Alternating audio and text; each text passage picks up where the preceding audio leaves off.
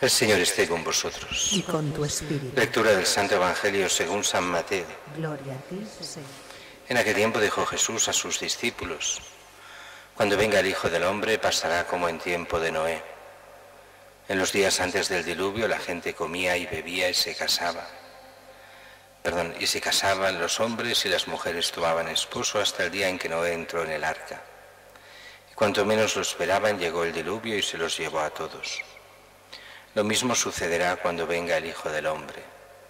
2 hombres estarán en el campo, a uno se lo llevarán y al otro lo dejarán. 2 mujeres estando moliendo, a una se la llevarán y a otra la dejarán. Por tanto, estad en vela, porque no sabéis qué día vendrá vuestro Señor.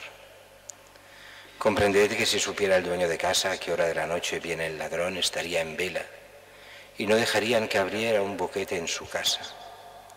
Por eso estad también vosotros preparados, porque a la hora que menos penséis, viene el Hijo del Hombre. Palabra del Señor.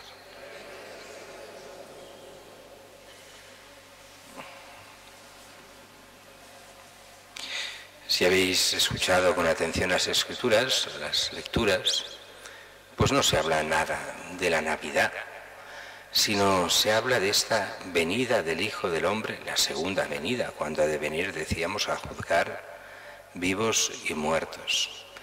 Y nos dice que pasará como en tiempos de Noé. ¿Qué quiere decir en tiempos de Noé? Pues que antes del diluvio la gente comía, bebía, hacía vida como si Dios no existiese para nada. Iba a la suya, no se preocupaba de nada, recibían las advertencias de Noé, pero no se hacía caso. Y de golpe todo desaparece, el gran diluvio. O nos dice aquí lo mismo que pasaba, pues, no solo con Noé, sino en otros lugares se nos habla, pues, con Sodoma, con tantos otros momentos.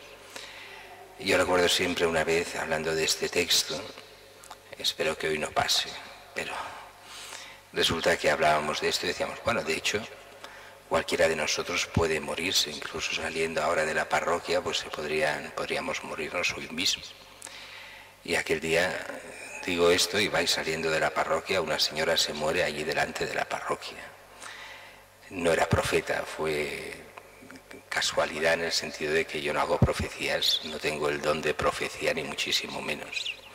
Pero es cierto, cuando uno empieza a ver la vida de los familiares, de los amigos, sí, hay gente que llega a los 108 años y a los 110, pero hay mucha gente, la mayoría, que cuando menos, la mayoría, muchos, que cuando menos se lo piensan, se mueren.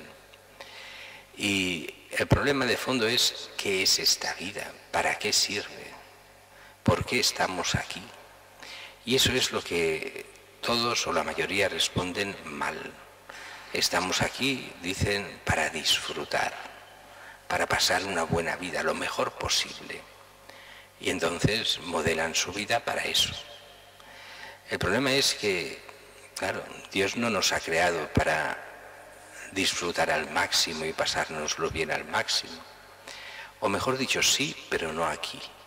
Sí, pero no por los vicios, sino desde la gracia. Dios nos tiene preparada una vida mucho mejor, infinitamente mejor de lo que podemos llegar a imaginar. Pero aquí es, y para eso hemos sido creados, para una razón. ¿La queremos o no la queremos? ¿Queremos a Dios o no lo queremos? ¿Queremos simplemente vivir desde nuestro egoísmo o ponerlo a Él por encima de todo? Y eso no es para los curas, las monjas, los monjes, para el Papa, para los religiosos. No, eso es para cada cristiano, cada persona, llamadas todos a ser cristianos y ser hijos de Dios. Y eso a veces nos cuesta de entender. Muchos sí que lo entendéis, faltaría más y lo vivís, pero a muchos otros les cuesta. Por eso aquí hay un lenguaje oscuro. Lo mismo sucederá cuando venga el Hijo del Hombre. 2 hombres estarán en el campo, a uno se lo llevarán y al otro lo dejarán. 2 mujeres estarán moliendo, a una se la llevarán y a otra la dejarán. ¿Qué quiere decir eso? Eso es el momento en que vuelva el Señor, que estamos todos mezclados, buenos y malos, y no solo como algunos quieren hacer ver, los buenos dentro de la Iglesia y los malos fuera. Dentro de la Iglesia hay malos y buenos, y fuera de la Iglesia hay malos y buenos. No me cansaré de repetir lo que me habéis oído tantas veces que decía San Agustín. Muchos de los que están en la Iglesia es como si no estuviesen, porque no hacen el bien, no buscan el bien, van a la suya, pero van a la Iglesia. Algunos, no todos. Y muchos de fuera no entran en la Iglesia y no se convierten porque no hay quien les predique, pero muchos de fuera acabarán salvándose y muchos de dentro no se salvarán. Eso no lo dijo yo, lo decía San Agustín con otras palabras, pero el contenido era este. ¿Y eso por qué? Porque lo importante, sí que venir a la Iglesia es importante, pero es vivir los sacramentos, vivir los mandamientos. Eso es lo importante, no solo la mera presencia o la costumbre de ir, sino de hacer caso al Señor, de ser hijos de Dios, de seguir el Evangelio, seguir a Cristo. Y no dejarse llevar por las modas, por lo que dirán los demás, por lo que, bueno, por las ideologías de cada momento, que eso no nos llevan a nada. Lo que nos lleva a algo es seguir a Cristo, ser cristianos, seguir el Evangelio, ser miembros de verdad de la Iglesia como hijos de Dios. Por eso Jesús usa una imagen que la usa mucho en contextos diferentes. La imagen es esta: si supiera el dueño de casa a qué hora de la noche viene el ladrón, estaría en vela y no dejaría que abrieran un boquete en su casa. Esta imagen tiene muchos sentidos diferentes, depende del lugar del Evangelio. En algunos lugares se refiere el ladrón, es Dios mismo que quiere entrar en tu vida y con que tú no quieres. A Cristo lo ves como un ladrón. Eso sería una, que no es la de hoy. La de hoy es diferente. Nos pide estar alerta, vigilantes. Este ladrón es el que nos quiere robar, en este caso, lo nuestro, la vida eterna. Así que estar siempre vigilantes, preparados para recibir al Señor. Y que nadie se nos lleve lo que nos toca, que sería la vida eterna si le somos fieles. Así que alerta, ¿contra qué?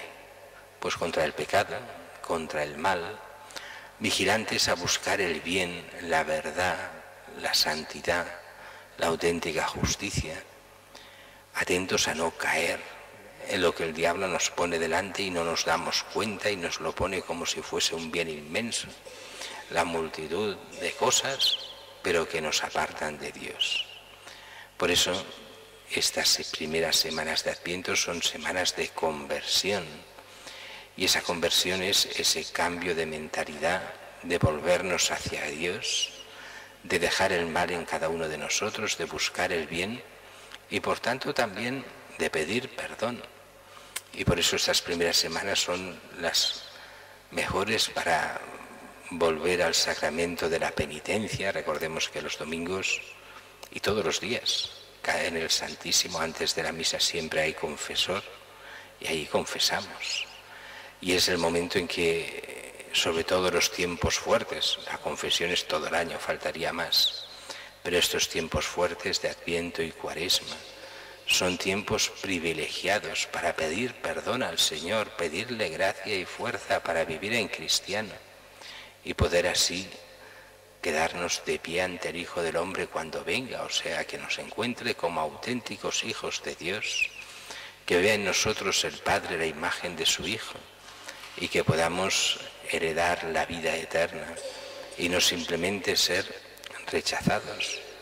Recordemos lo que hemos dicho tantas veces y que a la gente le cuesta de entender. Dios no condena a nadie, nos condenamos nosotros. Esto sería, bueno, largo de explicar, pero lo sabéis muy bien. Cada uno con su vida, con sus decisiones, con lo que hace, con lo que cree en cada momento, se está autocondenando o aceptando la salvación que Dios le brinda. Esto a veces ponemos un ejemplo que es muy material, muy tierra a tierra, pero se entiende. Esto es como si un multimillonario te deja una herencia. Tú puedes decir que ya eres rico. Hombre, tengo la herencia de mi no sé quién, de este personaje que me ha dejado millones. Sí, pero si tú no vas al notario, si no aceptas la herencia, si no la tienes. Pues aquí es lo mismo, Cristo ya nos ha hecho todo por nosotros y ha dado su vida por cada uno de nosotros y en redención de nuestros pecados. Pero si nosotros no vamos a recoger la herencia, o sea, no vivimos de tal forma que seamos consecuentes con Cristo, esa herencia no la recogemos. No porque se nos niegue, sino porque nosotros nos negamos a ella. Y eso es lo que pasa tantas veces. El Señor nos querría a todos en el cielo, pero somos nosotros los que con nuestros actos, con nuestra vida, le decimos no al Señor. Ese es el gran problema de Occidente.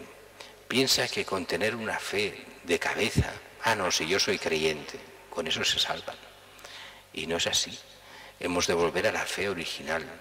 Se salva aquel quien conociendo a Cristo, siguiendo a Cristo, haciéndole caso, siguiendo sus mandamientos y viviendo sus sacramentos, llega a estar en comunión con Él, a ser hijo de Dios y entrar en la vida eterna.